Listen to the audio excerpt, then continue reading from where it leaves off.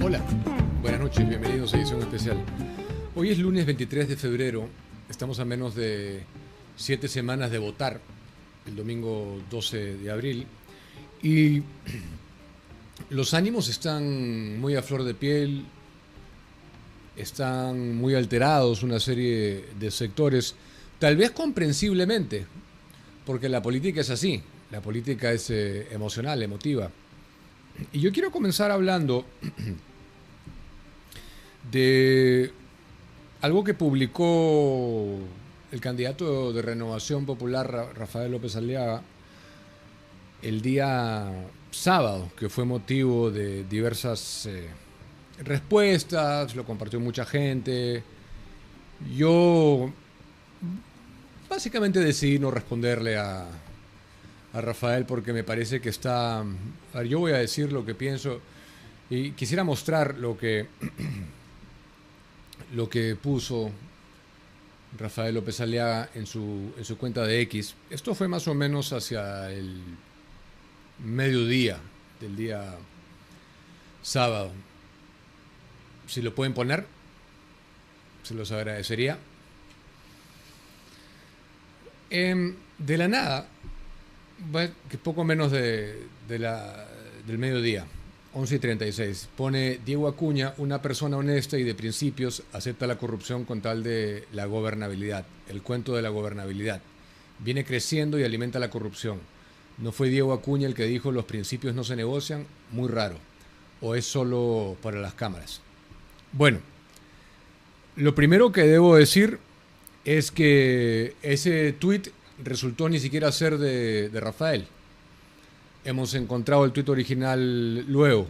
Es de un señor, de una cuenta de un tal señor Betancourt. Han hecho copy, paste, como si fuera propio y lo dejaron ahí. Pero más allá de todo eso, yo no voy a entrar en dimes y diretes con Rafael, porque Rafael, punto número uno, es mi amigo. Es una persona que yo conozco antes de la política. Lo conozco hace años. Y creo, como lo he dicho aquí, que está rodeado de gente de un nivel muy bajo. Lo digo de todo corazón. Creo que está rodeado de gente que no lo enaltece. Creo que está rodeado de gente que no le suma. Que está rodeado de gente que le resta.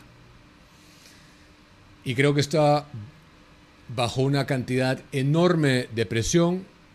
Y yo no voy a reiterar lo que ya he dicho acá, mis críticas por cómo actuó Renovación frente a lo de Milagros Aguayo, mi crítica a la censura, ¿no? Pero esto me parece una cosa que no tiene ningún tipo de asidero, ¿no? O sea, no sé qué cosa es lo que quisiera dar a entender ahí, porque ese mismo día, hacia las 3 de la tarde más o menos, habló con un señor que yo nunca había visto, que fue a hablar con él, creo que tengo entendido que es un blogger o no, y también aprovechó para criticarme y dar a entender que yo ya había variado mis principios o que trabajaba para el fujimorismo o no sé cuánto. Entonces, aquí no ha variado nada, en este programa no ha variado nada, las ideas no han variado, los principios no han variado, mis motivaciones para querer dedicarme a esto no han variado. Pero eso no quiere decir que no critiquemos lo que haya que criticar.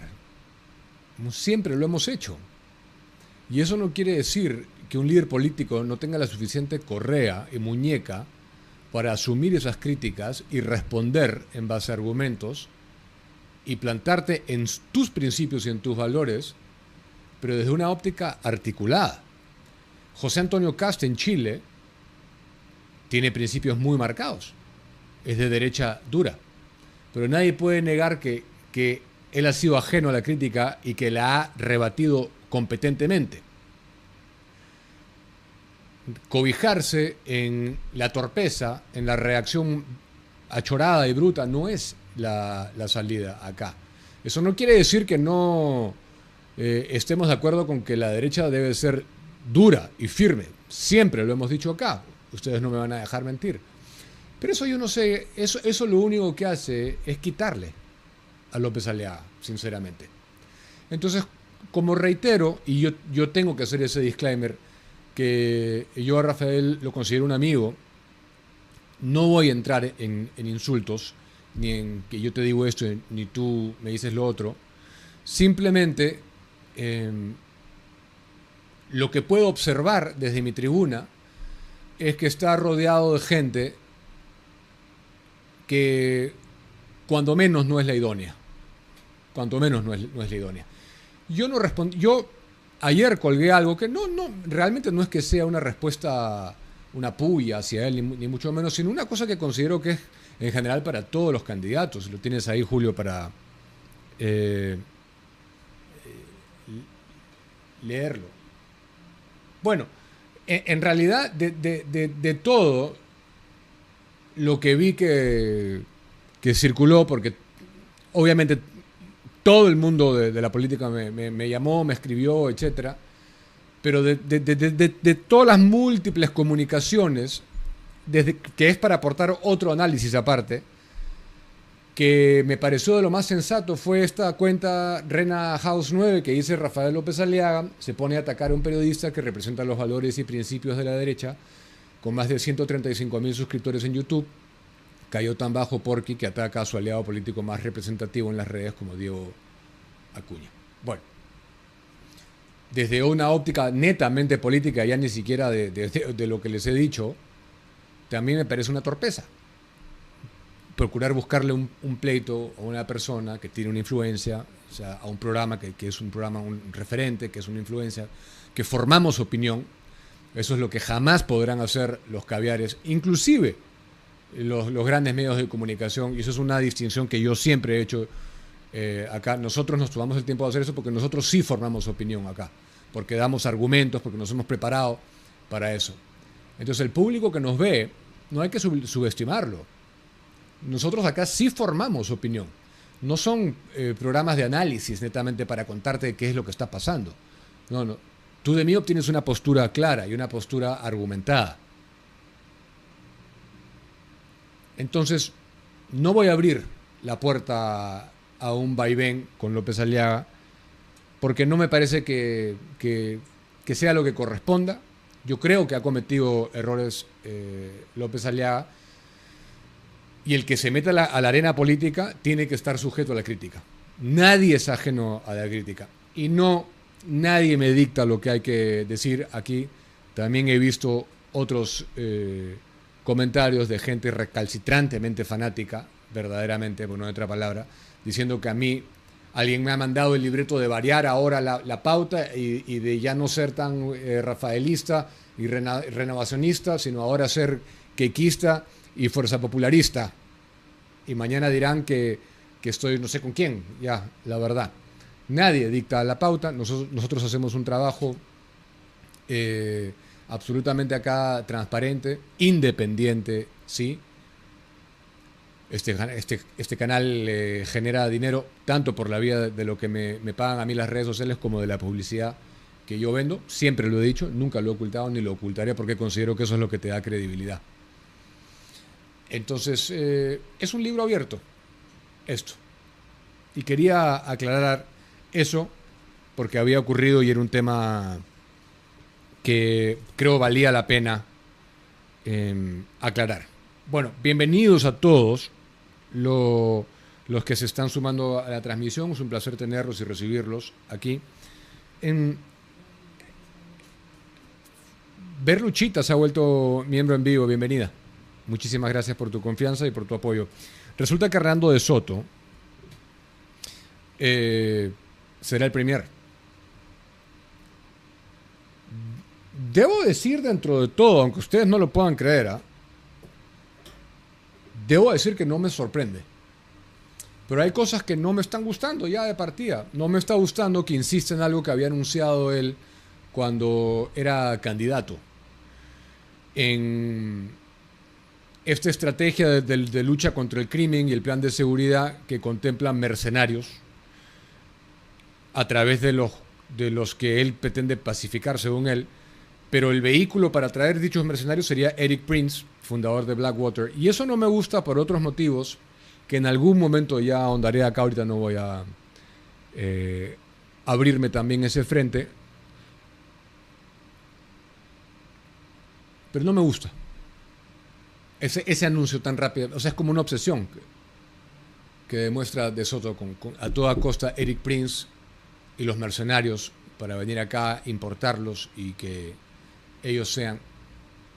Y aparte abre una serie de cuestionamientos válidos también, ¿no? De inteligencia, soberanista, de transferencia de información. No me cuadra eso para nada. Lo cierto es que ha aceptado ya ser el primer ministro de José María Balcázar. Lo confirmó Presidencia en un comunicado difundido en sus redes sociales ayer. Ahora, la imagen que cuelga Presidencia en un comunicado incompetentemente redactado, para comenzar República es con mayúscula, la parte posterior, o sea, la parte de abajo, luego, De Soto también, debería ser con minúscula, no con mayúscula. Esas son las cosas que a mucha gente parece no importarle, pero a quienes hemos, digamos, crecido en mi generación, a quienes pensamos como a mí sí me importa eso, porque es un comunicado de la Presidencia de la República. Y la última parte no tiene ningún sentido, lo que se dice como que a nivel sintaxis. Pero la foto del cóndor y el águila, el mensaje es claro que va De Soto tratar de tender puentes, de acercarse a Estados Unidos, ¿no? Eso es lo que seguramente tratará de hacer. ¿Cómo le vaya? No sé. Había sido convocado José Gerí por el presidente Trump. Bueno, no deberíamos decir José Gerí, sino el presidente del Perú. Un término que parece ya haber perdido todo tipo de relevancia, ¿no? De importancia. Un cargo que para el ciudadano de pie ahora no significa nada, porque ha sido vilipendiado de tal manera que ya a un país que de por sí carece de solidez institucional, ahora el máximo cargo ya lo abriste esta etapa y lo vaciaste, ya no significa nada, es una lata vacía. Y voy a hablar de un análisis también que tengo que hacer sobre la República del Perú. El comunicado también señala que una de las acciones simbólicas a futuro, y el futuro debe ser bien inmediato porque no podemos descartar también que José María Balcázar no termine, no llegue a 28. Realmente. Acciones simbólicas a futuro es visitar a líderes de pueblos indígenas de Estados Unidos y Canadá con el propósito de tender puentes y promover la unión del cóndor y el águila, en alusión clara al águila, que es el emblema de los Estados Unidos, y el cóndor, que es el ave peruana, ¿no? Tiene como objetivo también intercambiar experiencias sobre cómo las sociedades emergentes pueden beneficiarse. Keiko Fujimori, sobre la designación de Soto, ha dicho que evaluará cada acción suya, porque ha dicho que lo importante es la acción. Lo que hay que hacer es esperar, la estoy citando acá a Keiko Fujimori, lo que hay que hacer es esperar, lo conozco. Creo que es un buen técnico. Sin embargo, hay que ver la estructura de todo el gabinete y evaluaremos cada acción, porque acá lo importante, más allá del perfil, es la acción. Totalmente de acuerdo con eso. Pero para todos, ¿no? No solamente para De Soto, para todos. Vamos a ver, porque el gabinete juramente mañana, y me han llegado a mí una serie de mensajes con supuestos gabinetes ya confirmados. Espero que no sean confirmados, porque en uno hay realmente solamente voy a leer un par de nombres de uno que me han mandado, pero en uno de los propuestos, no voy a leer todo el gabinete porque eso no está confirmado y sería responsable, pero sí les voy a decir que en una de las tantas propuestas que han llegado se vocea a Duberlí Rodríguez para el Ministerio de Justicia y Derechos Humanos, lo cual sería absolutamente patético, pero no podemos descartar que sea una cuota de Cerrón, ¿no? Y en otros han llegado a hablar inclusive hasta de Delia Espinosa como ministra de la Mujer. O sea que yo no voy a asegurar nada porque me parece que es un poco jalado de los pelos creer eso, pero vamos a ver cuál va a ser el gabinete, ¿no? Mañana. ¿Cuál sería la cuota de APP, la cuota serronista, etcétera? Y debo decir que porque quiero hablar del comentario que les quiero hacer. Hace unos días yo hablé de la República, de nuestra República, y del sueño sanmartiniano de haber sido monarquía constitucional, ¿no? Bueno, alguien ha hecho un video que me etiquetaron en X el fin de semana, citando esa parte de mi editorial, eso debe haber sido hace una semana más o menos, que es la primera mitad, y la segunda mitad es Hildebrand, hablando de este tema. Y me parece un análisis muy válido a mí. Y Hildebrand habla del debate de la sociedad patriótica de 1822, que fue justamente sobre esto, ¿no? Sobre si debíamos seguir las bases como país, como Estado, de república, o seguir lo que una facción, entre ellas San Martín, jefe del ejército liberador, proponía. Entonces, al margen, acá hay un debate que es ajeno a las izquierdas o a las derechas, sino es de cómo nos ha ido. Entonces, bueno, hoy quiero dejar un pequeño comentario de esto porque es importante también que no nos gane el día a día, sino hacer un análisis más profundo también de lo que es nuestro país, ¿no? Entonces, el debate de la sociedad patriótica en el año 1822 no se trató de una simple discusión académica, porque fue una junta de notables, ¿eh? Fue el choque de dos visiones sobre la viabilidad del Perú. Mientras los republicanos soñaban con una libertad inmediata, José Ignacio Moreno, jurista, clérigo, advertía que lanzar a una sociedad sin educación al mar de la democracia era una receta para su posterior desastre. Sus palabras, leídas hoy, parecen una crónica anunciada de nuestros últimos 200 años y de nuestro presente. Moreno era tajante al cuestionar si un pueblo sin luces podía sostener una república verdaderamente. Escribió lo siguiente, fíjense ustedes: la libertad es un alimento muy nutritivo, pero de difícil digestión. Se requiere, para usar de él, un estómago robusto y bien preparado. Y si el alimento es superior a las fuerzas del que lo recibe, en lugar de nutrirlo, lo mata. Esta metáfora gástrica no pretendía ser un insulto, sino más bien un diagnóstico. Sin educación cívica, la libertad se convierte en veneno. Para Moreno, la estructura social del Perú dictaba nuestra forma de gobierno. Advertía lo siguiente en otro momento: un pueblo cuya educación ha sido descuidada, que se haya dividido en castas y razas heterogéneas, que no conoce los principios de la moral pública, es un pueblo que no puede ser regido por las leyes de la democracia. Porque la democracia supone una igualdad que no existe y una virtud que no se improvisa. Al mirar nuestra historia, marcada por caudillos y crisis permanentes, como es la actualidad también, es imposible no preguntarse si el modelo republicano ha sido realmente exitoso en nuestro suelo. Moreno previó que, ante la falta de un orden jerárquico constitucional, caeríamos en la tiranía de los más audaces. Él sostenía que en las repúblicas donde falta la ilustración y la moral, el poder no reside en la ley, sino en el brazo del que tiene la fuerza, y así, pasando de una anarquía a una dictadura, el pueblo nunca llega a ser verdaderamente libre, sino que cambia de dueños. Esas son sus palabras: cambia de dueños. Tal vez, como sugería en ese momento Moreno, una monarquía constitucional nos habría dado el tiempo y la estabilidad necesarios para educarnos como ciudadanos antes de pretender ser soberanos. 2 siglos después, seguimos digiriendo con dificultad ese alimento que Moreno calificó de peligroso para un estómago sin preparar.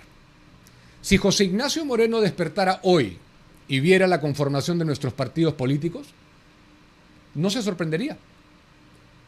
Se limitaría a decir que el tiempo le dio la razón. Su advertencia de que en las repúblicas donde falta la ilustración y la moral, el poder no reside en la ley, sino en el brazo del que tiene la fuerza, es la descripción exacta, gráfica, de nuestra política actual. No tenemos instituciones, tenemos vientres de alquiler por partidos, y caudillos de turno que confunden la representación con el asalto al botín estatal. El modelo republicano en el Perú, podemos decir, ha fracasado en su misión más básica: filtrar a los mejores para el servicio público. Moreno sostenía que la democracia supone una igualdad que no existe y una virtud que no se improvisa. Y eso es precisamente esa falta de virtud lo que vemos hoy en un Congreso fragmentado a más no poder y en liderazgos que carecen de la más mínima formación intelectual y ética. Sin esa base educativa que Moreno exigía en ese momento, 1822, la libertad de elegir se ha convertido en una libertad de condenarnos al mismo ciclo de inestabilidad cada 5 años. Cuando miramos el panorama de candidatos y organizaciones que solo existen para el día de la elección, cabe preguntarse si una monarquía constitucional no nos habría tal vez ahorrado 2 siglos de improvisación. Un sistema con un centro de gravedad estable, como proponía él, habría impedido que la nación fuera secuestrada por acciones, o por facciones más bien, que solo buscan el beneficio propio. Mientras no resolvamos el problema de la educación cívica y de la moral pública, seguiremos atrapados en esa anarquía que devora, que el clérigo vaticinó con tanta claridad, casi premonitoria, en 1822. Y quiero saber tú qué opinas. ¿En tu estimación crees que nos hubiera ido mejor como país siendo monarquía constitucional? Déjame tu opinión en los comentarios, por favor. Déjame tu opinión en los comentarios. Voy a hablar del accidente que ha ocurrido trágico en el helicóptero FAB. Un fallecido, los tripulantes, luego de varias horas de búsqueda, la FAB halló los restos del helicóptero MI-17 que desapareció mientras realizaba el trayecto entre Pisco y Chala. Confirmó la muerte de sus 4 tripulantes y 11 pasajeros, entre ellos 7 menores de edad. El comunicado de la FAB indica que la aeronave estaba piloteada por el mayor FAB Sergio Paucar Centurión, el alférez FAB Luis Huertas Cárcamo, junto a la suboficial de primera Camila Anchapuri Jove y el suboficial de segunda Leiner Aguirre Huamán, en una misión programada, todos ellos fallecidos. La entidad también detalla la identidad del resto que perecieron en el accidente aéreo: el coronel Javier Nole González, Ibis Rodríguez Romero. El resto son, solamente tenemos sus iniciales, son menores de 17, 15, 14 años. Hay uno de 3 años, Elisa Bernal Paredes de 49, Zoila Fernández Medina de 45. Nuestras más sinceras condolencias a todos sus familiares por esta terrible pérdida. 15 personas. ¿Qué ha pasado acá? Es lo que habría que llegar al fondo del tema, ¿no? ¿Qué es lo que ha pasado de repente? Porque hubo una conferencia de prensa mediante la cual la FAPE informó que el helicóptero que se accidentó y que dejó precisamente a las 15 personas fallecidas había pasado su última inspección técnica en noviembre del año pasado. Cada vez, dice el teniente César Mendiola, teniente general FAB, cada vez que una nave vuela pasa por un proceso riguroso de mantenimiento para que sea una nave operativa. Su última inspección mayor fue en noviembre del año pasado. Ha volado hasta la fecha 288 horas y su siguiente inspección mayor debería ser en el 2031. Bueno, habrá que llegar al fondo de esto, porque si hay vidas de por medio, se tiene que llegar, desde luego. Quiero hablar brevemente del debate. Ha sido anunciado ya el sorteo oficial por parte del Jurado Nacional de Elecciones, y yo tengo una crítica que hacerle al Jurado Nacional de Elecciones. Antes de entrar en lo del debate, ha hecho el anuncio de una canción mediante sus redes sociales el Jurado Nacional de Elecciones, que yo quiero ponerlas porque me parece absolutamente de mal gusto, inaceptable que el Jurado Nacional promueva este tipo de cosas, que tiene cosas que hay que... yo quiero que ustedes oigan bien la letra de lo que se va diciendo ahí. Pongan el video, por favor. El 12 de abril no es solo una fecha en el calendario, es tu voz, tu futuro, tu derecho a elegir. No creas todo lo que ves, todos queremos la verdad. Cada paso cuenta, cada decisión pesa. Cuando eliges informado, el país progresa. No votes por costumbre ni por lo que suena fuerte. Piensa en el mañana, piensa en tu familia. No votes por costumbre ni por lo que suena fuerte. Piensa en el mañana, piensa en tu familia.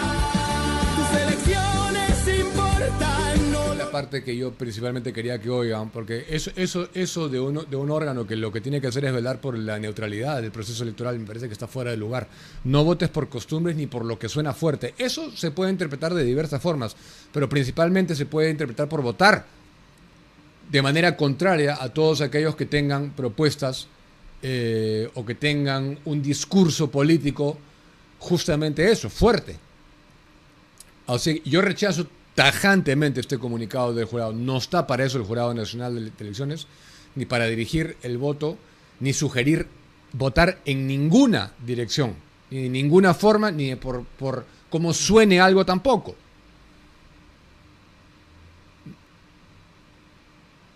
Ojo para de ahí no sorprendernos luego, ¿ah?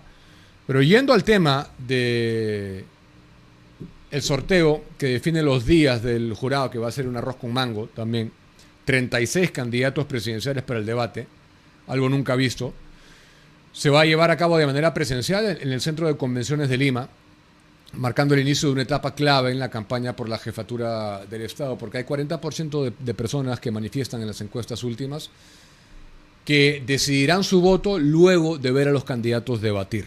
40%, ¿eh? La dinámica busca garantizar la equidad y transparencia en la exposición de propuestas. Se va a desarrollar en 2 fases, 6 fechas. La primera, es decir, hay 2 grandes jornadas que agrupan cada una de ellas 3 días separados. La primera, 23, 24 y 25 de marzo. Y la segunda gran jornada, 30, 31 de marzo y 1 de abril. El acuerdo con las organizaciones políticas estipula la presencia obligatoria, es lo que dice Roberto Burneo, presidente del jurado. Claramente está excluido Vladimir Cerrón, que es quien se encuentra en la clandestinidad, prófugo de la justicia. Y tenemos un presidente de la República que probablemente sepa dónde esté. De locos, ¿no? Un prófugo de la justicia, a quien decía que él iba a convocar. Eso es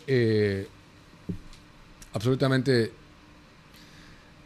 surreal, es la palabra que estaba buscando. Bueno, la organización del evento establece que cada jornada contará con 12 candidatos divididos en 4 grupos de 3. Entonces, es decir, 12 candidatos por cada uno de esos 3 días para la primera jornada y 12 candidatos por cada uno de esos 3 días para la segunda jornada. En cada día los 12 se dividen en 4 grupos de 3 cada uno. Una locura, ¿no? 4 grupos de 3 van a debatir a partir de las 8 de la noche y el sorteo ha determinado el orden exacto de intervención de cada aspirante, así como la fecha específica en la que cada uno va a exponer sus propuestas ante la ciudadanía. La moderación estará a cargo de Fernando Carballo y Claudia Chiroque en la primera fase, mientras que Tatiana Aleman y Pedro Tenorio conducirán la segunda. ¿Qué temas se verán los días 23, 24 y 25 de marzo? Durante la primera fase, en esos días, en esos 3 días, 23, 24 y 25 de marzo, los temas son seguridad ciudadana y lucha contra la criminalidad, así como integridad pública y lucha contra la corrupción. La estructura del debate contempla 4 bloques por jornada, claramente 3 candidatos por bloque. En el primer bloque, los candidatos van a disponer de 1 minuto para exponer sus propuestas y 2 minutos y medio para comentarios y preguntas entre los participantes. El segundo bloque dará protagonismo a la ciudadanía, ya que los moderadores trasladarán preguntas recogidas en diversas regiones del país, permitiendo a los candidatos 1 minuto y medio para responder. El tercer bloque retomará un eje temático clave, con 1 minuto de exposición y 2 minutos y medio adicionales para intercambio de ideas. Finalmente, el cuarto bloque ofrecerá a cada postulante un minuto para un mensaje final dirigido al electorado. ¿Qué candidatos van a debatir en este primer gran, en esta primera gran jornada, que es el 23, 24 y 25 de marzo? Avanza País, a través de José Williams. Podemos Perú, José Luna. Cooperación Popular, Johnny Lescano. Partido de los Trabajadores y Emprendedores, Napoleón Becerra. Alianza para el Progreso, César Acuña. Ahora Nación, Alfonso López Chao. Primero la Gente, Marisol Prestello. Alex González, del Partido Demócrata Verde. Rafael López Aliaga, por Renovación Popular. Wolfgang Grosso, Partido de Integridad Democrática. País para Todos, Carlos Álvarez. Y Frente de la Esperanza, Fernando Olivera Vega. Eso que les he dicho, los nombres que les he leído, es el lunes 23 de marzo. Martes 24, segundo día de esta primera gran jornada, irán Álvaro Paz de la Barra, de Fe en el Perú, Fiorella Molinelli, Fuerza y Libertad, Armando Macé, Partido Democrático Federal, Walter Chirinos, del partido político PRIN, Ricardo Belmont, del Partido Cívico Obras, Charlie Carrasco, de Unido Perú, y Francisco Díaz Canseco, por Perú Acción,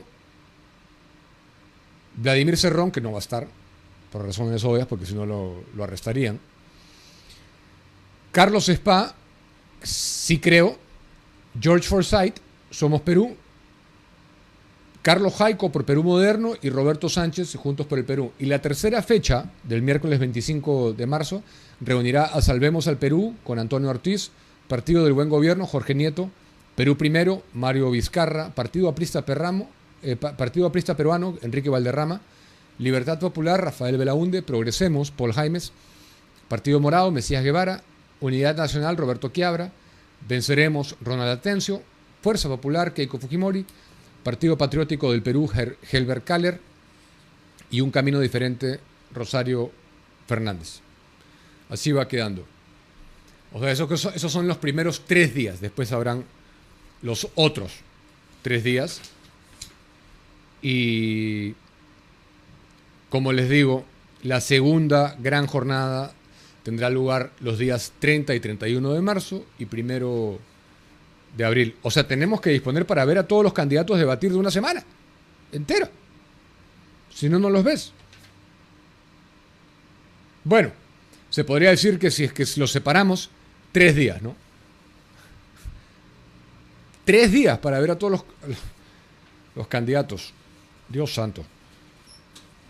Bueno, ya he dejado mi comentario de el fracaso de la República en el Perú.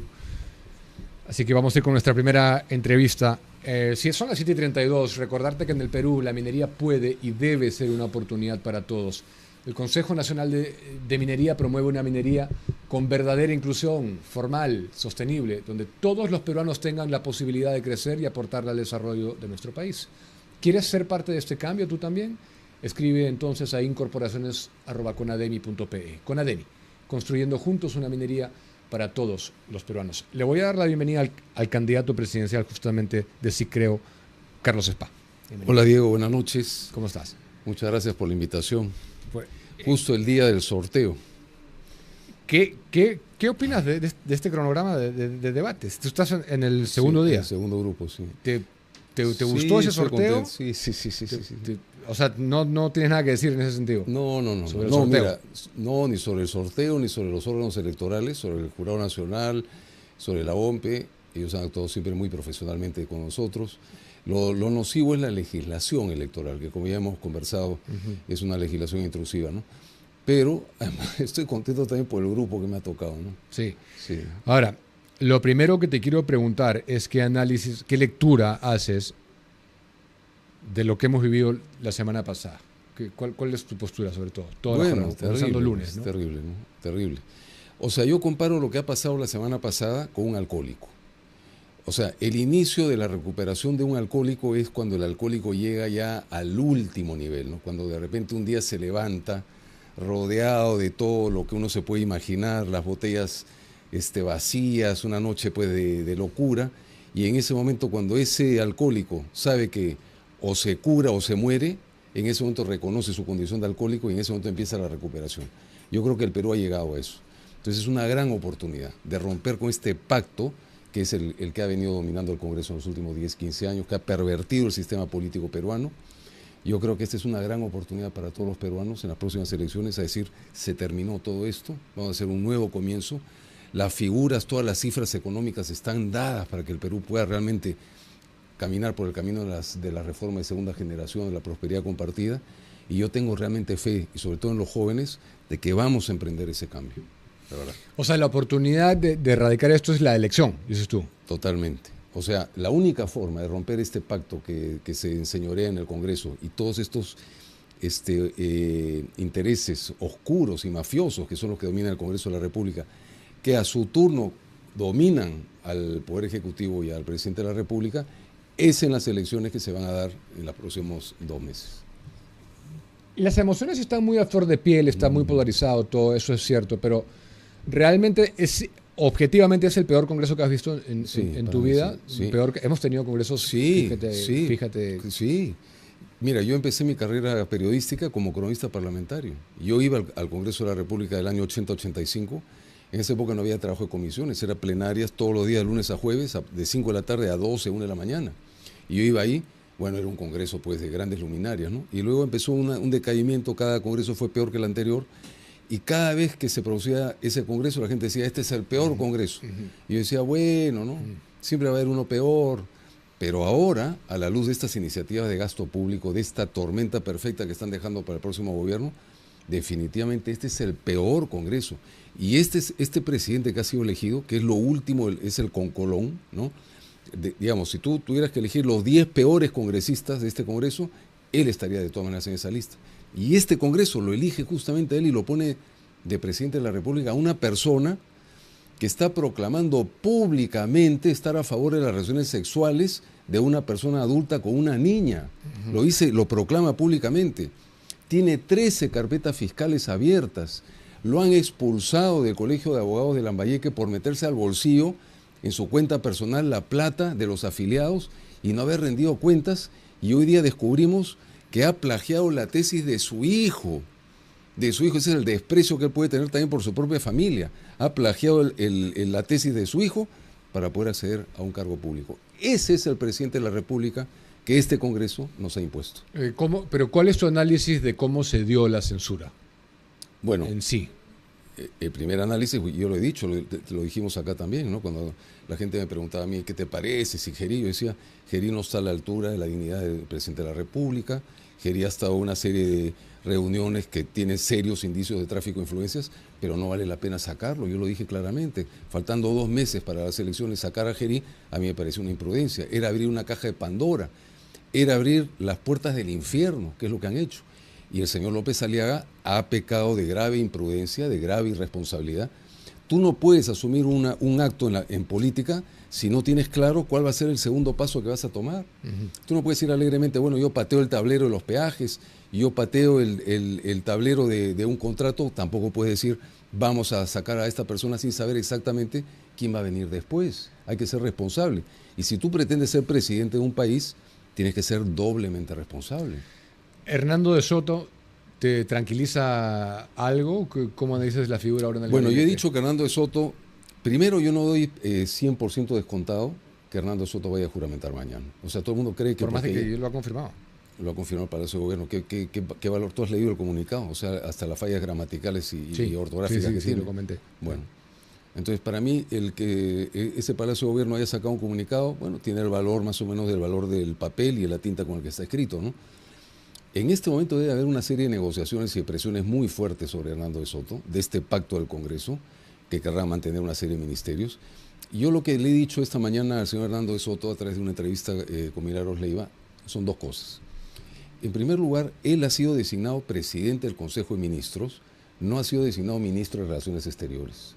O sea, para hacer viajes, hermandades del Águila y el Cóndor, para eso tú tienes a tu ministro de Relaciones Exteriores. Él ha sido designado presidente del Consejo de Ministros. ¿Cuál es su principal función? De acuerdo a la Constitución, proponerle al presidente de la República los ministros. Él tiene que hacer eso. No va a ser el presidente el que le va a proponer a él los ministros. Él tiene que proponer los ministros. ¿Y cuáles son los dos principales ministros que tiene que proponer el señor Hernando Soto? Uno, lógicamente, para tranquilidad de los empresarios, el ministro de Economía. Pero en segundo lugar, el ministro del Interior. Porque la labor fundamental de este gobierno es asegurar unas elecciones limpias y justas dentro de 2 meses.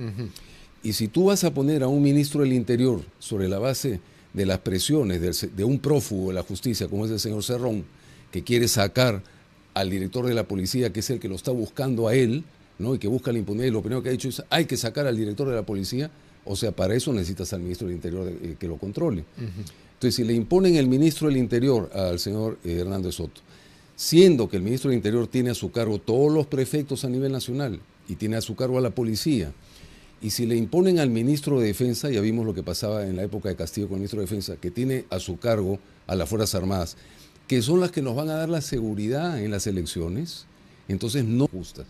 Entonces el señor Hernando Soto en este momento, esta noche que tiene tranquilamente ahí para pensar contra la almohada, ¿quién va a ser tu ministro del Interior? ¿Quién va a ser tu ministro de Economía? Y tú, como presidente del Consejo de Ministros, no te vas a dedicar pues a viajar, ¿no? Para eso tienes a tu ministro de Relaciones Exteriores. Ha dicho que quiere ir a Alaska y a estrechar lazos con las comunidades indígenas, Sí, etcétera. sí. Lo de Blackwater tampoco me gusta mucho, esta insistencia con Eric Prince y los mercenarios. ¿Crees que llega a 28, Balcázar?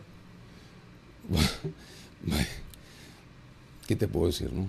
Nosotros hemos llegado a un nivel con este Congreso, con esta dictadura congresal, hemos llegado al nivel de que se cambia a los presidentes, no como quien cambia de camisa ni como quien se cambia de zapatos, sino como quien cambia de calzoncillos. A ese nivel hemos llegado. Así que no se puede decir, puede ocurrir cualquier cosa de aquí a 28 de julio. Ok. Una preocupación, si se le quiere, una duda, una consternación de cara a tu postulación, que me lo hicieron saber la vez pasada que te entrevisté, la gente que me sigue, es cómo gobernarías tú, un presidente sin bancada. Hemos visto con Javier Milei los riesgos, ¿no? que tiene eso. ¿No te parece un cuestionamiento legítimo? No, pero tú ya me hiciste esa pregunta, pero la vuelvo a contestar. Yo lo que te pregunté es las listas. Ya, bueno, pero es prácticamente lo mismo. Nosotros si llegamos a, como lo tenemos planificado, llegaremos al Congreso con una bancada compacta, una bancada pequeña. Es imposible, con 36 candidatos, pensar que vas a tener una mayoría, ¿no? Pero entre la disyuntiva de ir con una super bancada de tránsfugas, que al día siguiente de tomar posesión se van a desperdigar, como ha venido ocurriendo en los últimos 25 años, que se van a pandear entre ellos, ¿no? En la bancada de las universidades Bamba, las bancadas de la minería ilegal, o sea, que te van a abandonar en tu esfuerzo a hacer reformas. Entre esa disyuntiva y tener una bancada de gente correcta, una bancada compacta que quiera realmente impulsar las reformas que queremos impulsar, yo prefiero eso. Y yo ya lo he planteado además de otra manera, porque me decían, no, lo que pasa es que el señor Spa cuando habla del referéndum es porque no sabe de la Constitución, no sabe que el referéndum tiene que pasar por el Congreso. Claro que sé, pero nosotros estamos planteando, porque vivimos en la época de la modernidad y de la tecnología, vamos a plantear un referéndum no vinculante a través de la tecnología y de tu teléfono celular, y le vamos a preguntar a la gente las reformas que queremos hacer. Y la reforma número 1 va a ser si es que la ciudadanía del Perú está de acuerdo o no con que el Congreso de la República esté sometido a la Contraloría General de la República y al control concurrente. Y estoy seguro que el 90% de la gente va a decir que sí. Y yo con ese referéndum no vinculante, hecho por una empresa internacional y auditado por otra empresa internacional, con ese 10, 15 millones de votos, iré al choque con el Congreso de la República. Entonces el vehículo para ir al choque, y vamos a asumir que es un Congreso como este, de estas características. Así es, imagínate. Ya, diputados. Cerraremos, pues. Eso es lo que te iba a decir. De confianza. ¿Haces cuestión de confianza con ese resultado? No, yo voy a ir con mi reforma tributaria, eliminación de 35 impuestos antitécnicos, reducción del impuesto a la renta de 30 a 25%, devolución de un punto del IGB a la gente que vaya a comprar establecimientos formales. Iré con mi proyecto de reforma del Estado, cuestión de confianza en la tercera semana de gobierno. Me dicen que no, cae el gabinete, segunda cuestión de confianza, cierro la Cámara de Diputados y vamos a elecciones. Y ahí rompemos este pacto infame que es el que maneja el Congreso de la República. Cuando dices reducción del impuesto a la renta de 29.5 a 25, es para los que están en ese bracket. Para todos en general. Vas a bajar, para todos. Yo pago eso solamente en un bracket, después pago menos. Sí. En mi régimen MIPE. ¿También vas a bajar eso? Sí, queremos hacer en términos ¿todo generales. se bajaría? Sí. O sea, lo que yo pago, que no es 29.5, esa franja la bajarías también. Sí, ¿Todo vas a bajar? Proporcionalmente queremos bajar el impuesto a la ok, renta. bueno, Sí. eso es una buena noticia. Sí. ¿Quién te acompaña en economía? ¿Quién es tu...?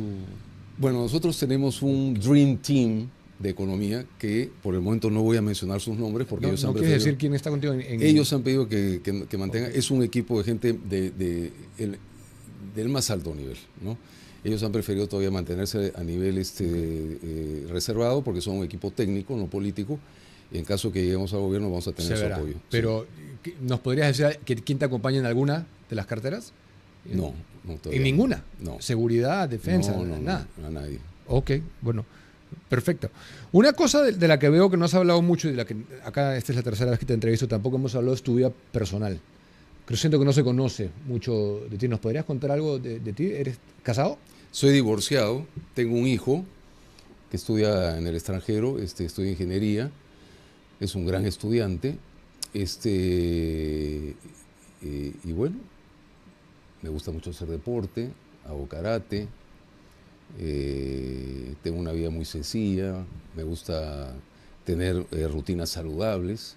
A mí me parece, por ejemplo, que el ser humano es un animal de rutinas, de costumbres, ¿no? Es un animal de costumbres. Entonces, pero puedes tener costumbres y rutinas tóxicas y rutinas o costumbres saludables. Y a mí me gusta cultivar las costumbres y las rutinas saludables. O sea, el ¿no? deporte es importante de tu vida. El deporte, las relaciones también que no sean relaciones tóxicas, reunirme de buena gente, de gente honesta, de gente exitosa en todo el sentido de la palabra, tener una vida saludable, una vida familiar también saludable con mis hermanos, con mi mamá, que felizmente todavía vive.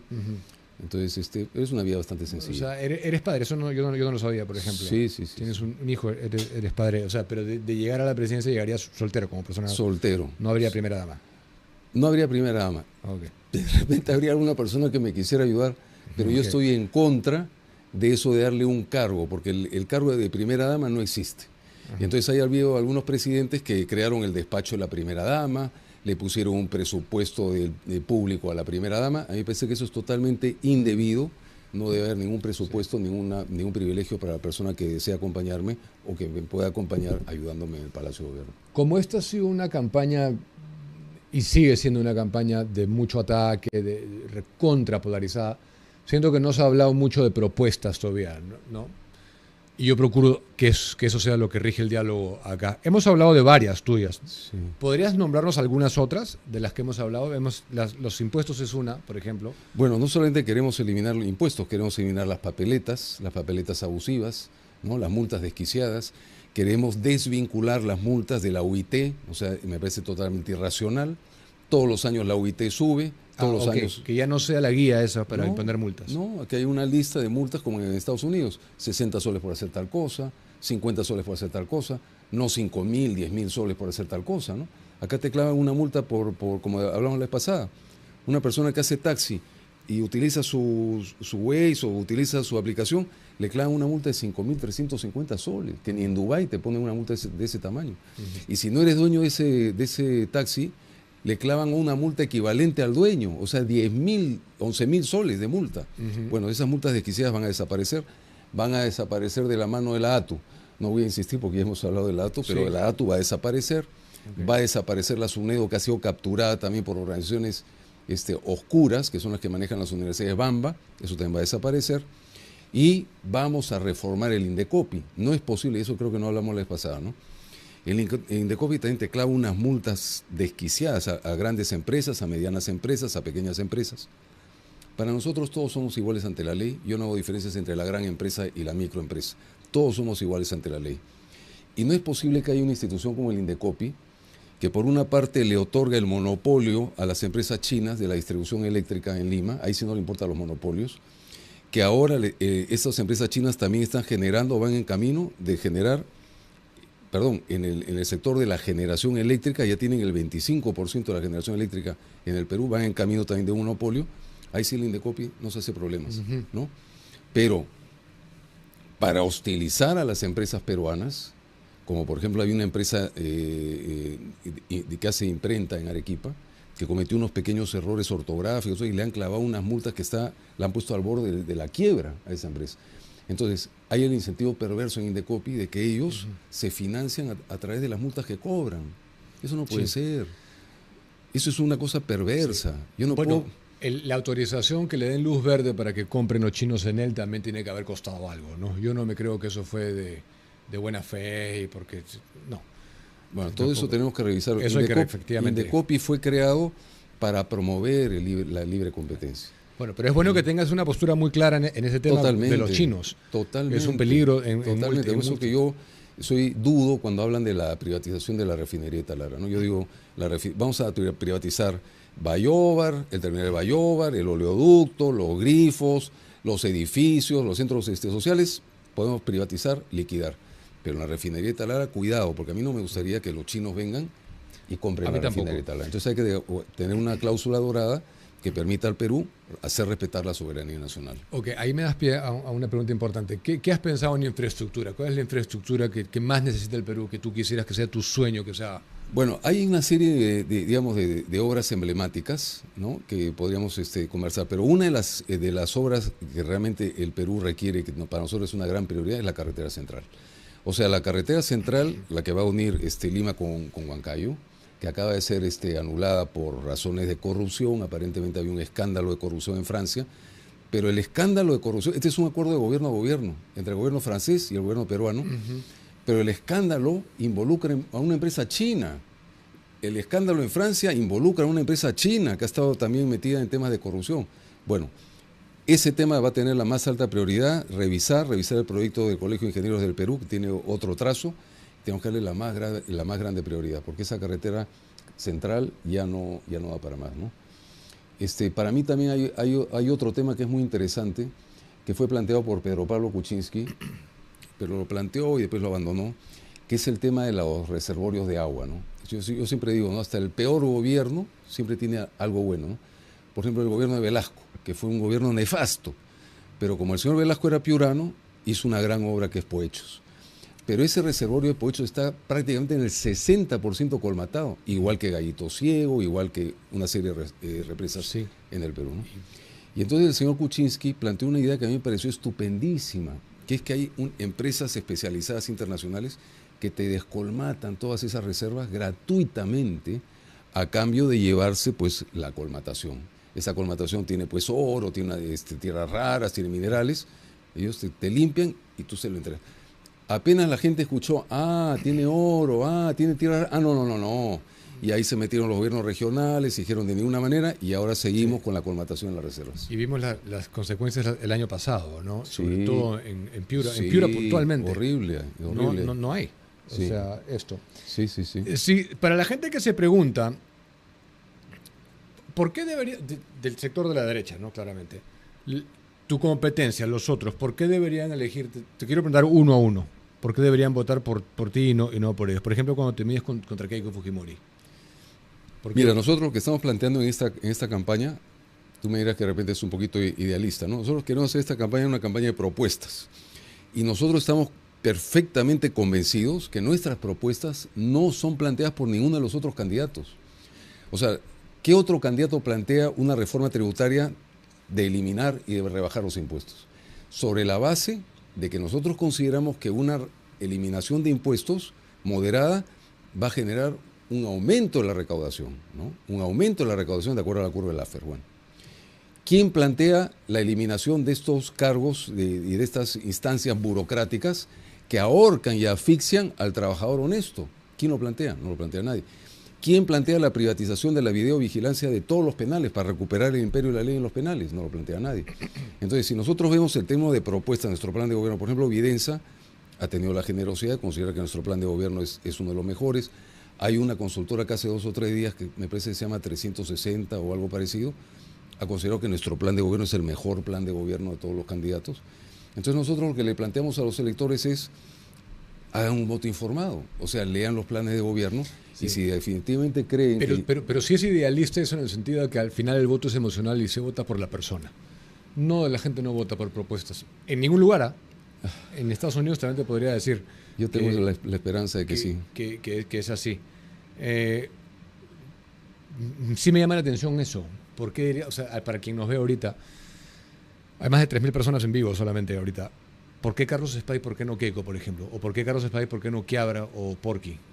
Bueno, repito, ¿no? Mira, yo cuando empezamos con nuestras propuestas en nuestro diario, que lo tenemos colgado en la página web hace 2 años y medio, y hablaba yo de los bonos educativos, ¿no? Y hablaba de cosas que hace 10 o 15 años hubieran escandalizado a la mayoría de los candidatos y que ahora la gente se queda callada, ya no tienen respuesta, no tienen argumento. Pero yo los iba planteando pues suavemente, ¿no? Con una voz así mediana.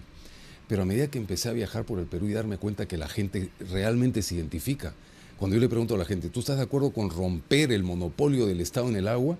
Y la gente de los cerros me dicen que sí.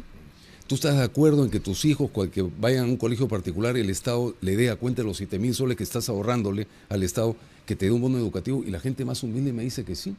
O sea, los vouchers. Los vouchers. Entonces yo sí siento realmente, Diego, que estamos interpretando un clamor de la gente, sobre todo la gente más humilde. Yo no digo de broma. Nosotros queremos representar a los peruanos más humildes. A ellos los queremos representar. Nosotros no queremos representar a la derecha mercantilista. Y la derecha mercantilista no se siente representada por nosotros. Por eso es que nosotros tenemos una campaña cenicienta, no franciscana, porque la derecha mercantilista no apuesta por nosotros. Nosotros queremos una ruptura, queremos un cambio, queremos una forma de hacer política diferente a la de los últimos 25 años, y esos partidos que tú estás mencionando representan la política de los últimos 25 años. Alguien está pidiendo que te pregunte por Odebrecht. ¿Cómo procederías con el caso Odebrecht? Ha sido emblemático acá, y con los remanentes. Mira, yo procedería, y a mí me gusta hablar con total sinceridad, mira, a mí me gustaría diferenciar, como hacen en Estados Unidos y en la mayoría de los países desarrollados, que distinguen a la persona jurídica de la persona natural. Entonces, todo el peso de la ley a los funcionarios corruptos, a las personas que han venido al Perú a corromper a las instituciones peruanas, pero tampoco me gusta la idea de destruir valor de una empresa que de repente puede cambiar esos funcionarios, puede establecer altos niveles corporativos, de gobernanza corporativa. Entonces, a mí los nombres de las empresas no me llaman tanto la atención, pero sí me llama la atención los nombres de las personas y sobre todo las personas corruptas, ¿no? Con ellos no vamos a tener ninguna consideración. ¿Pero qué harías?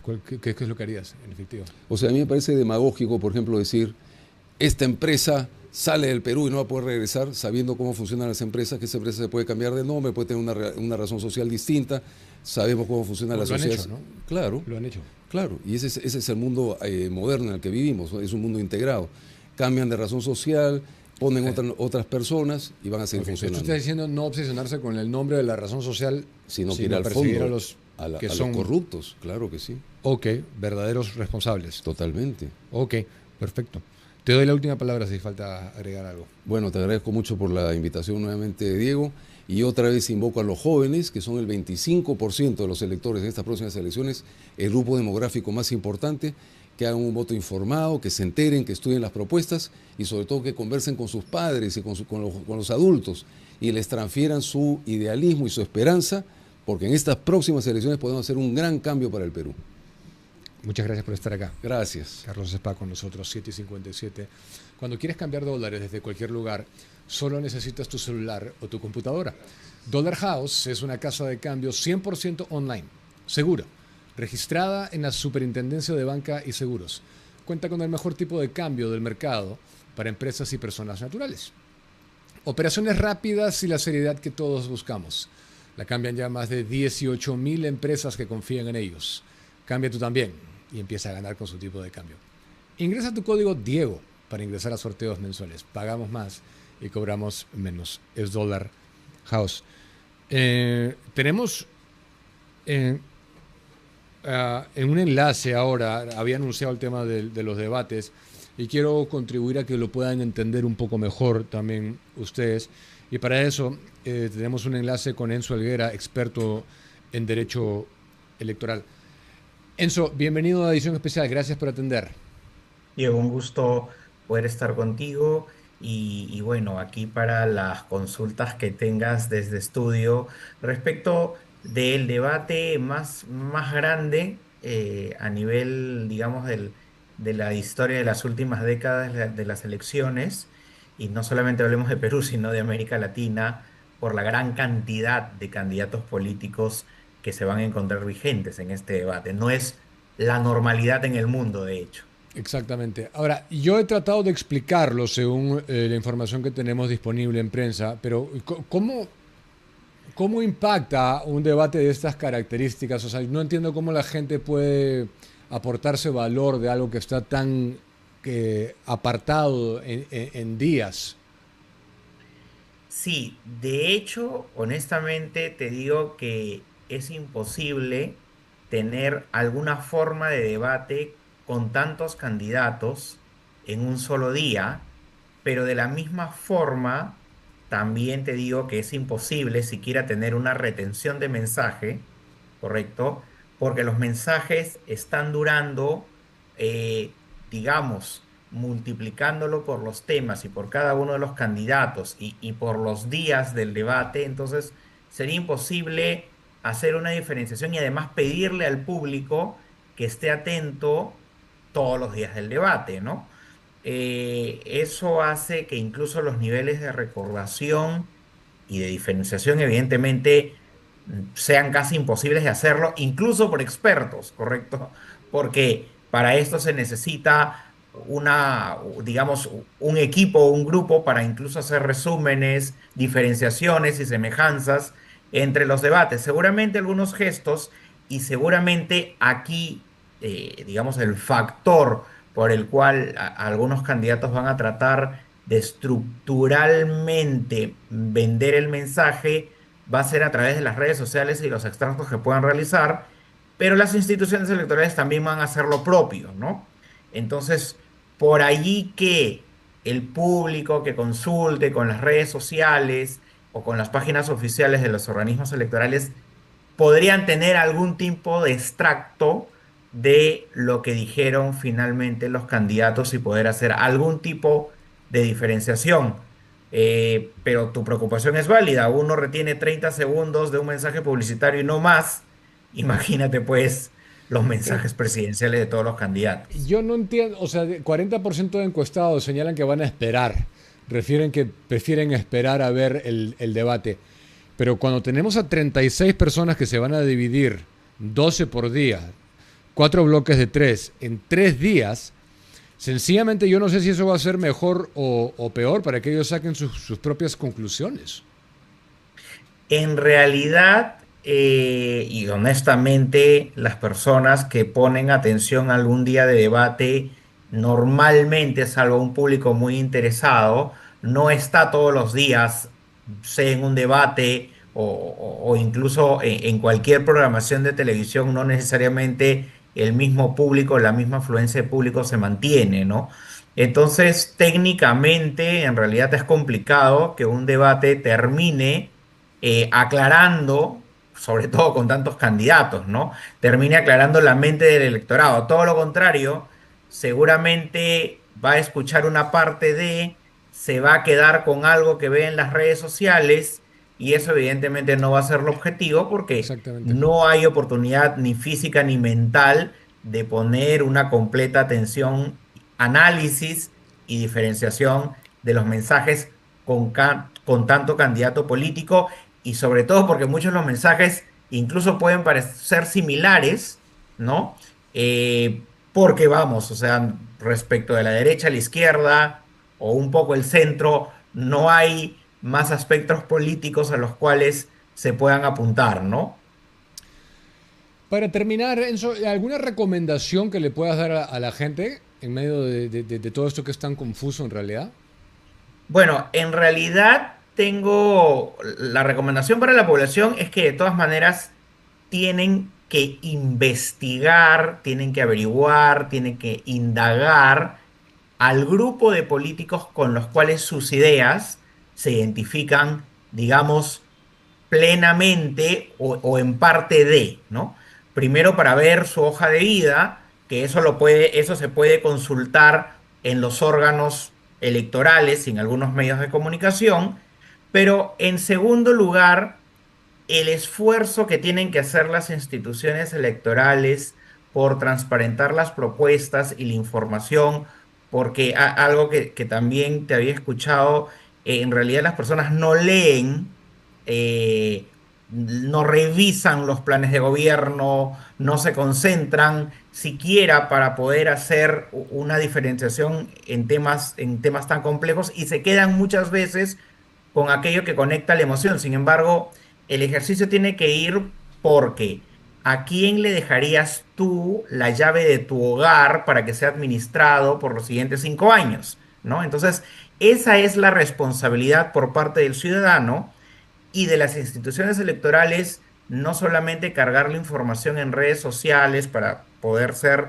lo más informativo posible, sino usar todos los canales a su alcance, digitales y radios en los lugares donde solamente llega la radio, porque hay lugares en donde no llega a veces la señal de internet, los lugares recónditos del país, que también puedan tener la información para diferenciar y para conocer a cada uno de los candidatos políticos, porque lo peor que podemos pasar es votar o marcar por diputados, senadores, y finalmente todos los otros candidatos que van a figurar en la lista y ni siquiera saber quiénes son, porque evidentemente tendremos una elección con legalidad, pero con falta de legitimidad, porque ni siquiera van a saber a quién han colocado en el Parlamento. Bien, muchísimas gracias por la explicación, Enzo. Lo apreciamos y hasta una siguiente ocasión. Un gusto. Ha estado con nosotros experto en derecho electoral, Enzo Helguera. Así que ya lo saben. Quiero comentar que el día de mañana tenemos una entrevista con el alcalde de Marcona. Lo anuncio para que lo vayan ustedes, si cabe el término, agendando o marcando. Los que usen esto como agenda, agéndenlo. No se van a querer perder esa entrevista, porque si hay alguien que ha padecido el atropello de los chinos, es el distrito de Marcona. Entonces mañana estará con nosotros, va a venir a Lima y nos ha elegido a nosotros también para dar a conocer la información que tiene de todo lo que ha pasado con las dos mineras, Yingxiao y Xiaogang, creo que se llama la otra. Sí, Xiaogang y Yingxiao Mining y Xiaogang, que están ahí en la bahía de Marcona al sur. O sea, lo que quiero decir con esto es que no solamente que claramente no se pierdan la entrevista, que les va a interesar, sino que se dan cuenta cómo hay un patrón de comportamiento con los chinos. Yo no tengo miedo a decir los chinos, porque hay otros que van a decir, ay, te van a tildar de xenófobo. No, yo digo los chinos, porque esto es de procedencia china. Si fueran alemanes, diría alemanes; si fueran portugueses, diría portugueses. Son los chinos. Acá hay un problema. Tenemos un problema acá con las inversiones chinas, por cómo se han dado, por la opaca naturaleza de ellas. Lo acaba de decir Carlos Spa. Jamás debió. ¿Qué programa denunció, presionó para que Indecopi no aprobara esa compra de Enel por parte de los chinos? Nosotros, edición especial. Estábamos en la televisión en ese momento. Se autorizó, se le puso en bandeja. Los funcionarios corruptos peruanos se han abierto de piernas al capital opaco, turbio de China. Y esa es la verdad. Los funcionarios han tenido un precio, de todos los niveles, hasta presidentes de la República, hasta funcionarios de quinto nivel. A todos han ido comprando. No ha sido gratis. 8:07. Acá solemos decir las cosas como son, sin vueltas. Y cuando se trata de jugar, también debería ser así. Por eso les recomiendo Limpo.bet, donde juegas con reglas claras, como debe ser. Además, si te registras ahora, recibes 40 soles sin rollover para que empieces a ganar y cobrar como un rayo. Ya lo sabes, Olimpo.bet, reglas claras y juego responsable.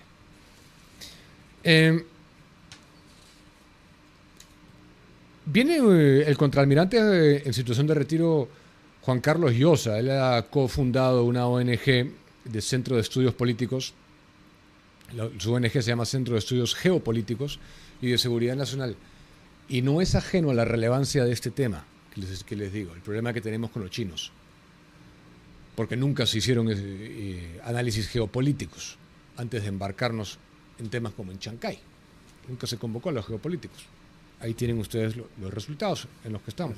Y si hay una postura que yo defendía, era la del Premier Álvarez frente a que Ocitran sí regule y fiscalice el puerto de Chancay. Bueno, ya apeló Ocitran, dicho sea de paso, si no lo saben. La apelación es formal ya de Ocitran y eso tiene que estar en segunda instancia. Así que le voy a dar la bienvenida ahora sí al contraalmirante Juan Carlos Llosa. Bienvenido. Muchas gracias, Diego. Buenas noches por la oportunidad y muy contento de estar contigo para conversar algunos temas que estaban ahí planteados, ¿no? A tus órdenes. Si me permites, solamente quiero, antes de empezar, dar el pésame a la familia de la Fuerza Aérea del Perú, que lamentablemente en el accidente que sucedió el día de ayer ha perdido la vida no solamente oficiales y personal, sino también familiares. Familias completas han fallecido ayer. Así es. Terrible. Para nosotros, los militares que estamos acostumbrados a recibir este tipo de noticias, nos afecta muchísimo el hecho de que hayan muerto niños, hijos de oficiales y de personal. Es una situación muy dolorosa y quiero, a través tuyo, y te agradezco la oportunidad de dar el pésame a la Fuerza Aérea, que en este momento está muy afectada por esta situación. Y así lo hemos manifestado nosotros también al inicio del programa. Sí. Ha cofundado la ONG Centro de Estudios Geopolíticos y de Seguridad Nacional, lo cual es de mi profundo interés. Para el ciudadano de a pie, y tal vez acá no hayamos hecho un trabajo de explicar lo que es, en términos sencillos, ¿qué significa geopolítica? ¿Qué es geopolítica? La geopolítica, mira, que primero que es te voy a contar después una anécdota, una mala palabra aquí en este país, no se habla de geopolítica, es mirar los intereses del país en el entorno donde está ubicado geográficamente. Es decir, la política orientada a la estructura geográfica que posee, que la naturaleza le ha, en nuestro caso el Perú, tan privilegiada nos ha dado, y a la vez retos. Así y es. Cómo esa situación genera dinámicas con nuestros vecinos y con, evidentemente, a través del mar hacia otras partes del planeta. Entonces, tú hablabas hace un momento de geopolítica y geopolíticos, pero en el Perú han habido muy pocos. Así es. Si hoy día tú me dijeras quién sabe geopolítica en el Perú, yo te digo inmediatamente Francisco Tudela, que da clases permanentes y que nosotros en la Fuerza Armada, en la Marina, en el Ejército de Fuerza Aérea, lo convocamos permanentemente. Entonces, en la Fuerza Armada, por la función que tenemos, por supuesto que hay. Yo he estudiado geopolítica, no soy, pues, que te puedo decir un experto, pero tengo conocimientos. Un compañero de promoción que integra esto, él ha estudiado bastante, estudiado en Estados Unidos, en el Colegio Interamericano de Defensa, conoce el tema. Y desafortunadamente, la geopolítica en un momento tuvo una percepción negativa, principalmente a raíz de la Segunda Guerra Mundial y la expansión del nazismo, y porque también se basó en unas teorías de algunos geopolíticos. Y entonces esto cayó como mala palabra y hoy en día ha resurgido. Yo recuerdo que siendo director de la Escuela Conjunta de las Fuerzas Armadas, que tenía a mi cargo oficiales de las mando medio de las 3 instituciones, convoqué a un ex ministro de Defensa para que pudiera dictar clases, ¿no? Entonces cuando le enseñé el programa, el hombre se amargó porque habíamos puesto geopolítica, ustedes la geopolítica, los militares la utilizan para los golpes de Estado. Entonces, esas visiones limitadas y poco reflexivas son las cosas que nosotros modestamente queremos llevar. Geopolítica es un tema, pero también está vinculado lo nuestro, la seguridad y defensa nacional, a lo que podría... En la ONG. Sí, mencionarte como una cultura de defensa. En nuestro país un poco se habla de estos temas y cuando se habla de manera poco seria. Hace poco tú has tenido conocimiento, no tengo dudas, sobre el tema de la base naval, ¿no? Entonces se armó unas declaraciones que uno dice, oye, ¿cómo se puede ser pues tan desinformado y encima de ello desinformar, ¿no? Nosotros con los norteamericanos tenemos una relación desde el año 20. Acá hubo una misión naval norteamericana que cambió y modernizó la Marina de Guerra. Creó nuestra Escuela Superior de Guerra, que es nuestra escuela de posgrado. donde salen ¿Ah, sí? claro, Eso sí, eso no lo en el sabía. año 1930. O sea, el Navy. Una cosa es la escuela naval, que ya la teníamos pues de la colonia, del virreinato, y otra cosa es la escuela de posgrado, la escuela de guerra, las academias.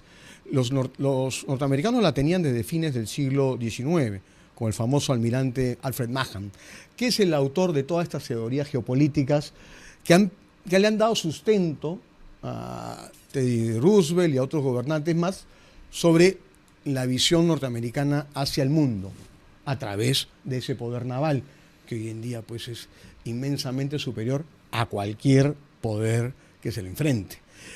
Nosotros bebimos mucho de esa fuente en los años 30 y la gestión administrativa y operacional que tiene la Marina sufre un cambio radical en los años 20 y eso se ha venido dando por más de 100 años.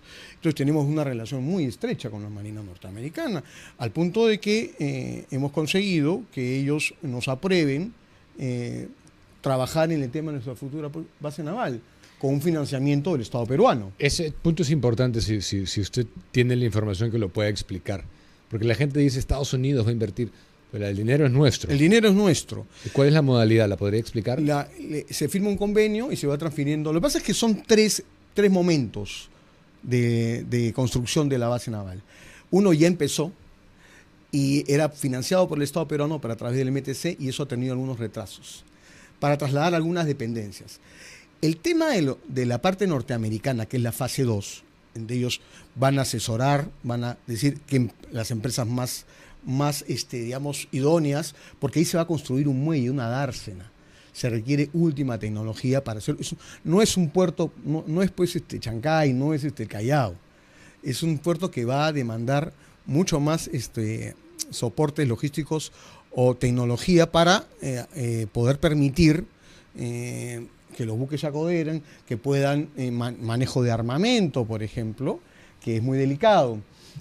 Tema de submarinos, por ejemplo. O sea, es otro puerto. Es una dársena, no es que sea otro puerto. No es otro puerto. No es propiamente un... No es otro puerto. Está el del lado norte, que nosotros tenemos posesión de eso hace muchísimos años, pero desde hace, ya esto del año 2012, en realidad el tema del Callao y su estrechez se viene de los años 60. Al punto de que el presidente Prado en ese momento estableció la creación de la base naval de Chimbote. Pero cuando el proyecto se habla modernización de la base naval y del puerto, claro, ¿por qué se incluye porque eso puerto? implica la parte que nosotros estamos entregando a través de promoinversión y todas esas cosas, eso va a favorecer al puerto del Callao.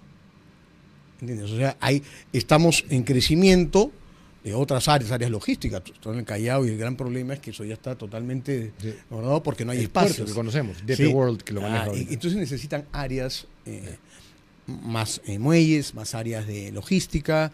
Entonces, nosotros hemos, después de una reflexión interna muy dura, porque eran propiedad de la Marina, y a veces nuestros altos jefes de otros tiempos también son reacios a, oye, ¿por qué vamos a entregar? ¿A cambio de qué? Porque vamos a entregar esto y nuestra base. Entonces eso ha demorado, mira, 2012, 2014, y estamos en 2023, y recién a través de, pese a que ya hemos tenido, se contrató a una empresa española para hacer el plan maestro, ¿ya?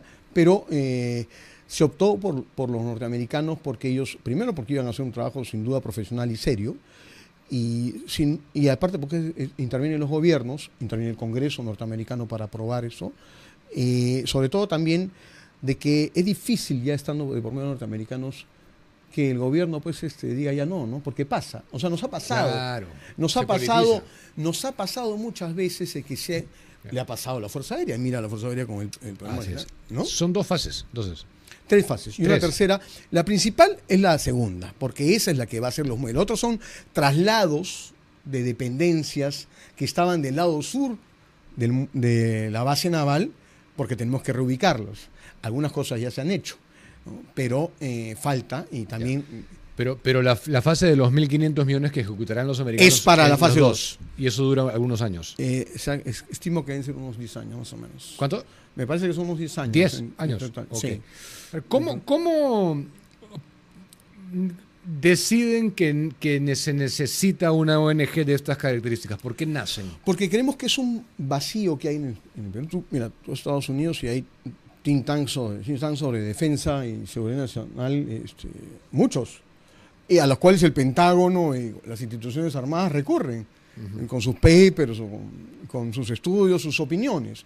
Entonces aquí no es un espacio que no existe. O sea, se proponen ser un tanque de pensamiento. Eso en de realidad, estos temas. en el papel lo somos y estamos empezando a trabajar. Estamos publicando ideas, tenemos medios amigos que reciben nuestras propuestas con artículos, con unos papers que estamos tratando de difundir. Mira, lo que nos hemos propuesto es que se conozca un poco más de esto. Entonces, para que cuando se debatan ciertos temas de interés, pues los políticos tengan de a dónde informarse, Claro, ¿no? política pública. Entonces, y recurrir a las instituciones, claro, por supuesto que se hace, porque las escuelas de guerra también producen conocimiento, pero esto pues a veces no les hacen caso, y esto es más libertad que tenemos nosotros. Y esto es una idea muy antigua que tuvimos nosotros, te cuento un poco, hace 20 años, cuando estábamos en la escuela de guerra, éramos jóvenes comandantes, estudiamos el curso de comando de Estado Mayor, que es nuestro curso de posgrado, que es nuestra maestría, pero que tiene pues ya 100 años, o casi 100 años este programa, que ha sido obviamente adecuado a los tiempos, y nos tocó hacer un módulo en Centrum Católica, y nos tocó un curso de prospectiva, y ahí pensamos hoy este escenario, planteamos varios escenarios y dijimos, ¿por qué no planteamos la creación de una ONG? Pero hay un tema que me interesa puntualmente que lo pueda desarrollar, Sí. que es el tema, porque es lo que yo hago, ¿no? Que es el tema de las narrativas. Sí, Y ustedes quieren contribuir a reivindicar el valor que tuvieron las Fuerzas Armadas sí, cuando se enfrentaron al terrorismo. sí. ¿De qué manera? Bueno, tratando de, primero, como en espacios como el tuyo, me permiten decir que durante 26 años en esta llamada República Caviar, a través de lo que fue el informe de la Comisión de la Verdad y otras, esto es una corriente de opinión que yo la llamo izquierda cosmopolita, no es porque yo lo haya inventado, hay un sociólogo alemán que habla de ese concepto, y que una manera es reunir la izquierda liberal con la izquierda neomarxista, que comparten y que son muy afines en muchas cosas, y donde tú vas a sacar pues las corrientes woke y lo demás. Pero eso no es un tema de ese momento, eso ya es muy posterior. En un primer momento se da el asunto de los derechos humanos, ¿no es cierto? Y la idea central de esto y de esta corriente cosmopolita, porque viene de afuera y es financiada de afuera, como todos lo conocemos bien, pero no lo queremos todavía asumir como una cosa realmente real, se buscó desfigurar lo que había sido la victoria del Perú y de las Fuerzas Armadas principalmente, una victoria que había empezado el año 1988. ¿No? Guzmán empieza a perder la guerra en el año 1988, cuando no consolida y no llega a formar un ejército guerrillero popular como lo hizo Mao en China, capaz de vencer en el campo de batalla Así es. al ejército. Entonces ahí empieza a perder la guerra. Pero sí se lo propuso. Se lo propuso, pero no lo pudo, porque hay una acción de la Fuerza Armada lento. O sea, no es cierto lo que se dice que en los 90 empezó y cambió la estrategia. No, en un primer momento, desde que Belaúnde decide a finales del 82 autorizar el ingreso de la Fuerza Armada, que fue un debate muy complejo, a raíz de los sucesos de la toma del penal de Huamanga, y todo se aclamaba por el ingreso de la Fuerza Armada. El general Cisneros, que era ministro de guerra en ese momento, poco que se opuso y dijo, oye, esto es muy riesgoso. Después, algunas ONGs han utilizado las palabras de Cisneros para decir, bueno, ellos ya estaban anunciando que iba a haber tema de derechos humanos. Por supuesto, esto fue un proceso de captación. Si tú lees y ves reglamentos de los años 60, 70 del Ejército de la Marina, estaba muy claro y especificado que para de este tipo de operaciones o de guerra, lo primero es captar a la población. ¿Ya? Eso era una regla que la conocíamos. No es que en los 90 o después se haya inventado la pólvora, eso ya lo sabíamos. Pero era un proceso complejo, fue un proceso complejo para identificar. Entonces hubo que infiltrar a Sendero Luminoso. Y en esa infiltración murió gente. hubo que combatir, hubo que, o sea, identificar, era un tema terrible. Entonces, yo siempre me hago esa pregunta ante estas críticas que ha hecho este informe en la comisión, la verdad, nefasto y terrible. Nefasto. ¿Qué cosa es lo que más le critica el informe? Yo le critico, mire, hay mucha gente, acuérdate tú, en ese momento cuando hay ese debate, oye, pues usted no lo ha leído, yo no necesito leer todo el informe, he leído buenas partes, pero uno basta leer el prefacio de Salomón Lerner para entender el direccionamiento, claro, las conclusiones, pero ese prefacio fue el discurso que se dio. Y el discurso compara a la Fuerza Armada con Sendero Luminoso. Y hay otra cosa que pasó desapercibido, Diego. El MRTA no existe. El MRTA eran unos cuantos aventureros y buenas gentes, ¿no? Porque cometen tal bajeza de haber puesto porcentajes de muertes, ¿no? De responsabilidad de muertes. El Sendero Luminoso, a los cuales no estaban tan emparentados ideológicamente, mientras que al MRTA sí, a través del MIR, había estado ahí Carlos Tapia, Carlos Iván de Gregori, todos ellos, la gentita que ya sabían, pues, si tú lees los textos. ¿En el MIR, en el MIR nuevo no estuvo López Chao? Eso sí no lo sé, de repente, no me extrañaría. Pola de Campos sí estuvo en el MIR. Sí, claro, sí. Por supuesto. Pola de Campos tiene la primera raíz es el APRA rebelde, ¿ya? De la Puente Uceda. En una de las dos facciones que se cindió el MIR, creo que sí estuvo López Chao, ¿eh? De repente, no lo sé. No lo puede asegurar usted. No me extrañaría. Han habido otros también, pues, pero que ya se han... Sí, pero y ahora que han pasado, y se han pasado a la derecha incluso, ¿eh? Había otros que se han pasado... Eso lo comentamos después. Pero eso pasó, pues, con Eudosio Rabines, pues. Eso pasó con Eudosio Rabines al principio del comunismo en el Perú. Entonces, mira, ese tipo de cosas, cuando tú lees hay una parte que es terrible, que dice que tanto las fuerzas del orden como el Sendero Luminoso no respetaron la vida por igual. Es decir, para nosotros, la vida de nuestros compatriotas valía lo mismo que para Sendero Luminoso, o sea, nada, ¿no? Es evidente que en una lucha como esa van a haber víctimas o blancos no deseados. No voy a hablar de término que se usa, de errores, no, sí, pasan estas cosas. Y yo siempre pregunto, ¿qué país, qué Estado, qué Fuerza Armada ha hecho esa tarea mejor que nosotros? Que me diga alguien qué país que ha vivido subversiones, como los ingleses. El único caso exitoso fue el de Birmania, pero por un tema muy particular y después de muchas experiencias, ¿no es cierto? Francia es un ejemplo para nosotros. Estados Unidos con Vietnam, o sea, cuando han tenido que enfrentar una guerra distinta a la guerra convencional, ¿qué país? ¿Chile? ¿Argentina? ¿Son un ejemplo para nosotros? O sea, ¿cuál era el modelo? ¿Qué tan mal lo hicimos? Fueron, por supuesto que tuvieron que inflar los muertos, porque si tú ibas a una comunidad internacional y decías que habían habido 25.000 y 30.000 muertos, te iban a decir, bueno, pero eso en un terremoto también son muertos, ¿no? O sea, tendrías que duplicar o triplicar el número. Yeah. Entonces, eso para recibir los... Entonces, todo esto ha sido... Los 70.000 también los cuestiona. Pero por supuesto. Okay. Pero por supuesto. Lo que yo siempre he dicho es que los peruanos de bien nunca hemos aceptado que se ponga al mismo nivel, moralmente, a la Fuerza Armada que a Sendero. Jamás. Porque jamás. La Fuerza Armada era el instrumento para destruir los logros, el principal logro que le reconocemos los peruanos a Alberto Fujimori. Alberto Fujimori dio las medidas fundamentales para asestar los golpes duros desde el punto de vista militar. La derrota de Sendero fue militar en los 90 y te dio dos fundamentales, la ley de arrepentimiento y los jueces sin rostro. Porque eso los desarmó. La ley de arrepentimiento, porque uno se pregunta, ¿por qué no hubieron más taratas? O que de repente se dieron cuenta que habían sido muy malos. ¿Por qué Guzmán no hizo más taratas? Porque ya había perdido la capacidad de hacerlo. Porque la ley de arrepentimiento le hace dudar y desconfiar de su gente. Así es. Porque se empiezan a delatar. Claro. A delatar. Sí. Porque no era que yo me arrepiento y no. Oye, arrepiéntete y señala a otro. Y recibes, y empiezan a recibir, y entonces, como se dice coloquialmente, por la Eso plata es baila. inteligencia, ¿no? Eso es actuar Fue un con plan inteligente en esta nueva etapa de la guerra. Pero lo que es rescatable, lo que es fundamental, es el apoyo político. Porque el gobierno anterior había sido un desastre.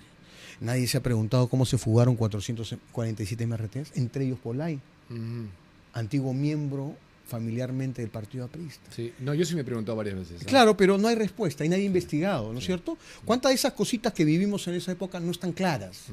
¿Para qué significó la Policía Nacional de Perú?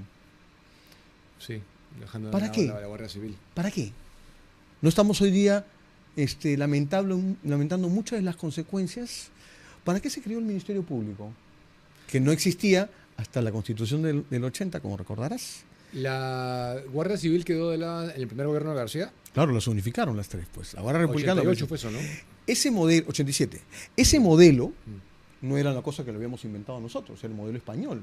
La Guardia Civil Sí. con la Policía de Investigaciones. ¿Los españoles la han cambiado? No, ellos la siguen manteniendo. Los chilenos, Carabineros es una Guardia Civil. ¿Tiene su Policía de Investigaciones? ¿La han cambiado? No. ¿Por qué nosotros? ¿Qué resultado obtuvimos de eso? Era un tema de manejo político, para tener un mejor control. ¿Te das cuenta? Que fue, a la larga, para mí ha sido una de las cuestiones que han tenido mucho impacto negativo en el desempeño de nuestra policía. Al margen de los maltratos que se les ha hecho, ¿no es cierto?, políticos, durante 26 años. O sea, todos estos gobiernos que se han sucedido desde Paniagua en adelante han contribuido de una u otra manera con este fortalecimiento de esta República Caviar. O sea, nunca se debió dejar de tener la Policía de Investigaciones y la Guardia Civil. Al menos no. Bueno, que decían que entre ellos se enfrentaban. Bueno, pues había que ver maneras. ¿Por qué funciona en otros lados? ¿Por qué sigue funcionando? Entonces, ¿qué hay de resultado frente a eso? Pérdida de especialización. Y sobre todo institucionalidad. Cada institución tenía, pues, sus referentes, su cultura organizacional, sus valores que se diferenciaban. El Ejército, Marina y Fuerza Aérea nos queremos mucho, somos compañeros de armas, nos vamos a la guerra juntos, pero cada uno tiene su cultura organizacional. Es verdad, sí. ¿No? Y tú te imaginas que nos mezclen a todos ahorita, entonces, ¿qué bueno puede salir de eso? Bien, muy amable por venir, el tiempo nos ha ganado. Le agradezco su visita.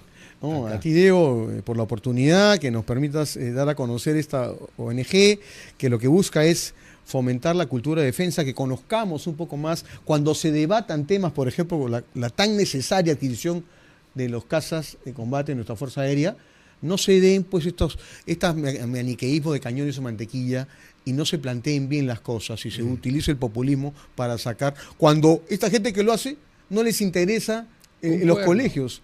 O sea, si tú te das cuenta, si me permites un minuto nada más, es mucha gente que cuando sale a oponerse eso y te habla de que le falta agua en los colegios o que no han construido, antes no se preocuparon por eso, nunca dijeron nada sobre eso, pero basta que la Fuerza Armada plantee, ahí sí hay interés por eso, ¿no? Y los cuantifican. Así es. Muchísimas gracias. A ti, muchas gracias. Buenas Diego. noches. Muchas gracias. Son las 8:32, estamos fuera de tiempo, pero abastece tu negocio con agua Iglú. Tú y tu equipo merecen hidratarse bien mientras trabajan y para ello, Iglú te invita a escoger de agua en botella, caja o bidón. Haz tu pedido rápido. El número es 998-197-138. Su nueva presentación de hielo, ya sabes que está en Tambo y Oxxo. Síguelos en sus redes sociales como Hielos y Agua Iglú. Te recuerdo que Iglú refresca tu vida. Estimados amigos, muy contento. Esto suma valor. Verdaderamente llegamos a la verdad cada vez más. Saludo la fundación de esta ONG, que en realidad va a ser como una suerte de think tanque de pensamiento para incidir en las políticas públicas y estar ahí, ¿no?, cuando se necesiten opiniones de expertos, etcétera. Saludo su creación. Un saludo a toda la gente que se ha conectado y no olviden dejar su like si no lo han hecho ya, compartir el contenido. Mañana tenemos la entrevista con el alcalde de Marcona, que viene con nosotros con información exclusiva. También estará Lucas Gersi con nosotros. Yo les había adelantado que es importante que escuchen el análisis que ha hecho él de cómo se ha degradado la institución presidencial y de los peligros que eso conlleva, porque ahora con esto, y no me sorprendería que censuren también a Balcázar también, o sea, como ya eso no significa nada, le han hecho la camita con una falsa moralidad de que no, yo no pacto con los corruptos y que no, yo no tolero la corrupción, en vez de usar los mecanismos que hay, porque tenemos todos los presidentes en la cárcel y ninguno de ellos fue censurado y ninguno de ellos fue vacado, y no necesito nombrarlos porque ustedes saben perfectamente quiénes son. O sea que eso no, el no censurarlos y no vacarlos no quiere decir que no vayan a ser penalizados por los delitos que están cometiendo, sino que hay una manera de generarle inestabilidad innecesaria al país como se le está generando en este momento.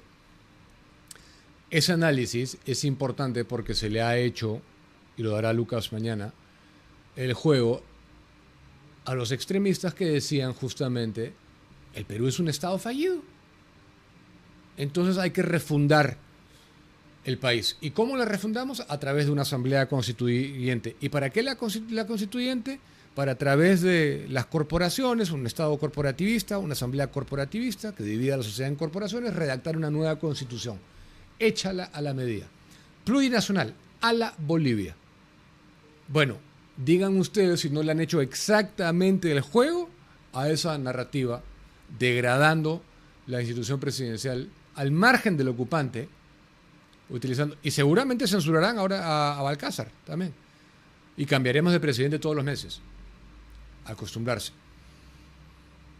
Así no es. Yo no estoy de acuerdo con eso, lo he criticado, lo critico, yo soy fiel ante todo a la verdad y a mis principios y a mis valores y no a un movimiento ni a nadie, ni a una persona.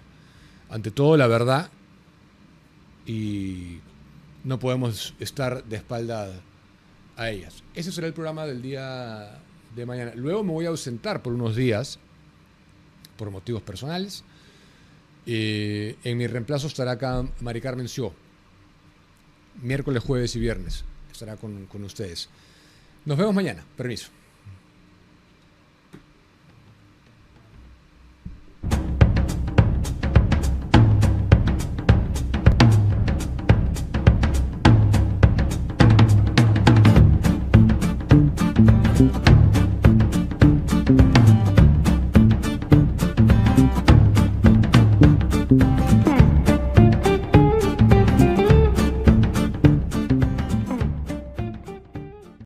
Gracias por estar con nosotros. Si te gustó lo que viste, dale clic al botón de suscribirse abajo para que no te pierdas ninguno de nuestros clips y episodios completos.